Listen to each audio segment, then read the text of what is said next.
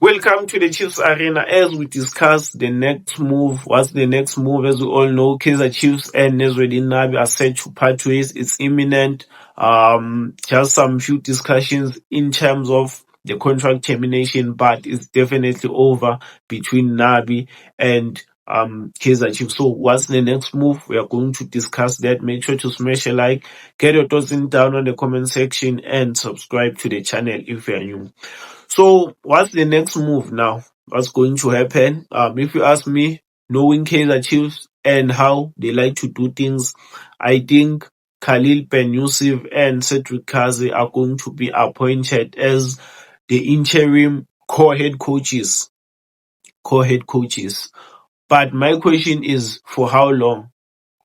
Because this method of interim coach usually works when you part ways with a coach towards the end of the season, but in this case, we literally just started the season, only 6 games in.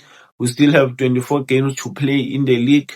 We are going to play over 30 games, that's including the cup competition game, so for me, it doesn't make sense to appoint an interim coach for that long.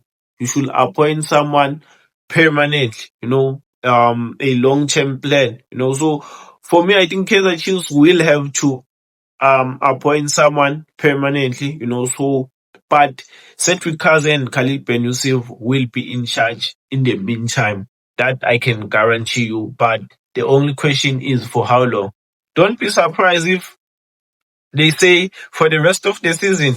This is Kaizer Chiefs. We've seen West. We've seen um Mulifenseki coming into the club as the technical director and ending up as the head coach. We've seen Kevin Johnson coming in as was it head of youth? Yeah, head of youth, something like that, and he ended up being the interim coach. So I wouldn't be surprised if these guys are appointed as interim co-head coaches for the rest of the season, which would be a very huge risk, because if they were to fail, it means this season is down the drain. We are going to have to appoint a new coach next season, and that new coach will need time, to implement his ideas. So I think it's best we appoint someone permanently, so that he can start his project right now. I think it's still a long time, if you appoint someone like Pisom Simane right now, at the end of the season, I think we would be a very, very much better team. I think the team would be used to his style of play, So for me, we're going to have to appoint someone permanently right now, maybe for the upcoming 3, 4, 5 games, okay, Khalil Ben Yusuf and Cedric Kazim can be in charge while we are still searching for a coach, But if you are telling me that these men are going to be in charge for the rest of the season, then you are having a laugh. I am not up to that. I'm not even trying to listen to that. I think that would be a bad idea. Yes, they've done a good job in those first 3 games. 3 wins out of 3.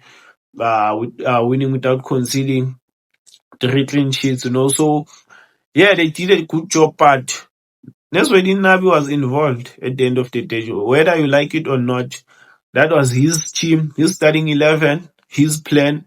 Probably also his substitutions. We'll never know. He might have not been there physically, but of course there's technology, so he was definitely involved. And this idea of appointing an assistant coach, as the head coach, after the head coach leaves, it doesn't usually work. It doesn't usually work.